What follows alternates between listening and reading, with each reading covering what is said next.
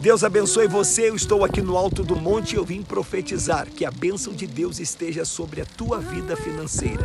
Não faltará nada na tua despensa, na tua mesa e na tua geladeira. Pai Todo-Poderoso, em nome de Jesus, aqui no alto do monte eu declaro e profetizo que haja provisão, abundância, prosperidade e que nada venha faltar na vida daqueles que oram comigo nesse momento, em nome de Jesus.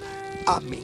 Se você recebe essa bênção com fé, coloque o seu amém nos comentários, curta o vídeo e compartilhe com os seus amigos. Deus abençoe você.